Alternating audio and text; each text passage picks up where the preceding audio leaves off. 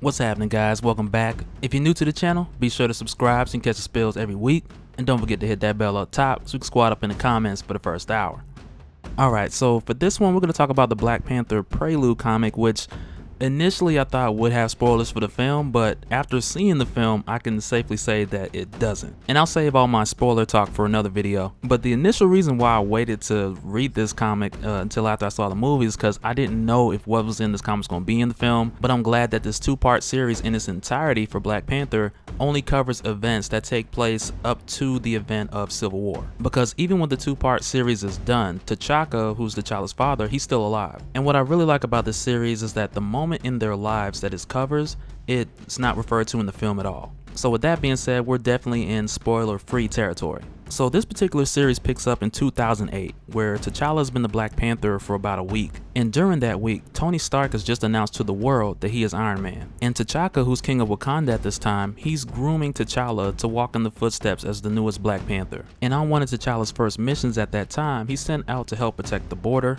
not specifically from an attack on Wakanda, but rather to neutralize a threat originating from North Kivu, Democratic Republic of the Congo, in which where their conflict is making its way over towards the borders of Wakanda. And his father T'Chaka is gently reprimanding him that although he did a good job in neutralizing the threat and protecting the border, the one thing that he didn't agree with is that he allowed himself to be seen. And T'Chaka tells him like, look, we're not Tony Stark. Because at this particular time in the MCU, Tony Stark is a headline. He just announced that he's Iron Man, and his face is on every news outlet because of that. And T'Chaka doesn't want T'Challa to take that route. Because for one, if the world knows about the Black Panther, regardless if it's T'Challa, then T'Chaka will be responsible because he's king. And that'll bring more attention to Wakanda than what they want. Because from tradition, the Black Panther is defender of Wakanda and its people. And any involvement that they have outside of their nation only serves the purpose of them protecting their nation and their people. And of course, their vibranium as well. And that's why it's so important and so heavily emphasized from T'Chaka that the Black Panther continues to move in secret, because it's been the primary method of protection for Wakanda, so that nobody knows who they are and what they have. And that way it minimizes the number of threats looking to colonize and steal their resources. And on top of that, it also allows them to preserve the peace, purity, and religion of this nation that's been thriving for thousands of years. But after having this one-on-one father-son talk, T'Chaka sends T'Challa to South America to handle a hostage situation where a couple of the hostages are actually citizens of Wakanda. And he's very adamant that he handles this quietly, unlike the last mission. And so when T'Challa goes over the reconnaissance of the South American hostage situation, at this point Wakanda has gained intelligence on who the hostiles are through spies that they already had set in place, who the hostiles have contacted to pay them off in gold. And it's pretty cool the way they handle this, because the two people that are holding these others hostage, they're also characters in Marvel Comics as well, so they're not like just some randoms just made up for the films. Even though they didn't quite exactly make it into the film, I still think it's pretty cool that they at least exist in the Marvel Cinematic Universe.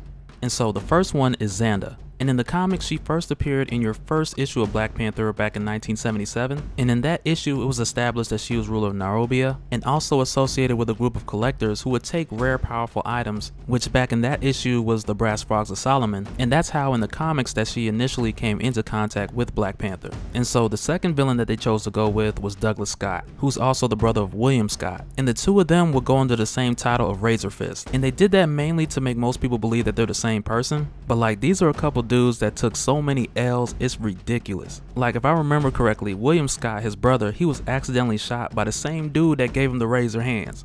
Go figure. But in the MCU, we focus mainly on Xanda and Douglas Scott, and what seems to be a bit more in your regular hostage situation. Because while Douglas Scott is just doing this to get paid, Xanda reveals that she's doing this more so to lure out a specific target. Because it's here that we also find out that she also carries with her a case of vibranium bullets. And she mentions she got the vibranium from an old friend who they previously worked with, possibly Claw. We're not told exactly who, but we're more so just given the information that she's itching to use them on a special target.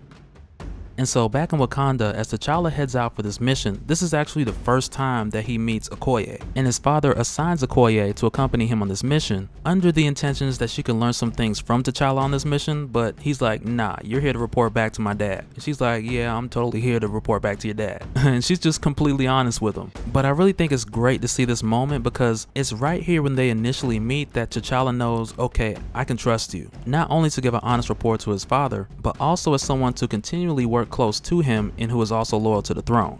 But at the time that they head over to South America, they don't know exactly where the hostage situation is taking place. Initially, they only have a general location, but the way that they're able to pinpoint and narrow down the exact location where the hostages are being held is by using the technology within the Kimoyo bracelets that the Wakandan hostages are wearing.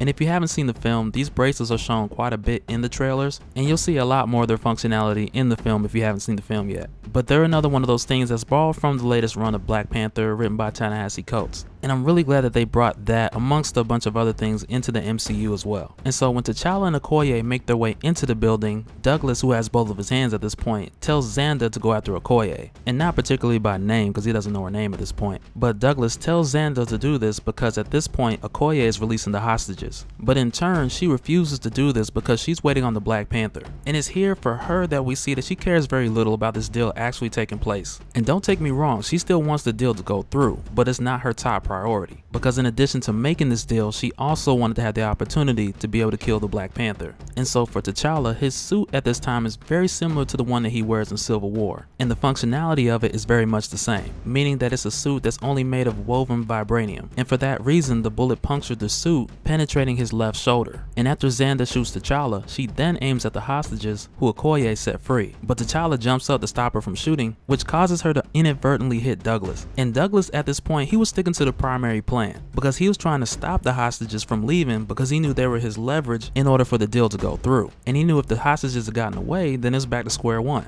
And that's pretty much what happened, because seconds later when the police are standing outside, who were initially making negotiations for them to free the hostages, all of a sudden all the hostages come running outside. And this in a way kind of turns the tables, because initially the police wouldn't go in because of fear of civilian casualties. But now that all the civilians are out of the way, they're able to go inside with as much lethal force as they please. But seconds before that happens, Okoye, who's facing off with Douglas at this time, he manages to throw dirt in her face as a diversion. And when that happens, Xander sees the opportunity to take out Okoye, but at this point the police have made their way in and she has to make the quick decision whether to do it and get arrested or quietly make her escape. And she chooses to escape. And it's possibly because some parts of South America still enforce the death penalty, only under extreme circumstances. That might have had some to do with her decision, but mainly she had a small opportunity to get out of there and she made that decision. And Douglas pretty much chooses the same. But rather than stopping the both of them on sight, T'Challa stops Okoye, one, so they can follow them back to the rest of their group, but also to honor what his father said by not being seen by the local authorities. And really, it's a smarter plan because it avoids any police casualties, it takes the fight further away from any civilians, so this way you don't have to worry about anyone else getting caught in the crossfire. You then have the opportunity of getting more intel on these terrorists and a much better chance of doing all of this off the radar. And it works out because they follow them being undetected and they lead them back to their pier, which is on the coast, and this is where they plan to make their escape with the rest of their crew. But it's better that they attack here where fewer eyes are watching instead of confronting them in front of the local police. And by doing this also, it gives them a second element of surprise, because when they enter here onto the ship, they didn't know that they were being followed. And this element of surprise was much needed for T'Challa because he's able to get the drop on Xander and disarm her before she gets another shot off with her vibranium bullets. And so at this point, being without either of her guns, she just starts throwing grenades. And to her, she much rather the up close and personal kill, but because of the circumstance, she's like, this will have to do. But T'Challa's like, okay, you like up close and personal? So when she pulls the pin on the next grenade, T'Challa runs up close and personal,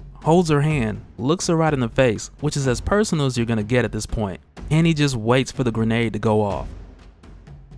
And so at this point, Okoye is still facing off with Douglas, who, might I add, got his name Razor Fist because of his quick hands and martial arts skills, also good with knives. But while he's fighting Okoye, T'Challa cuts one of the beams from above where they're fighting, and guess where it lands?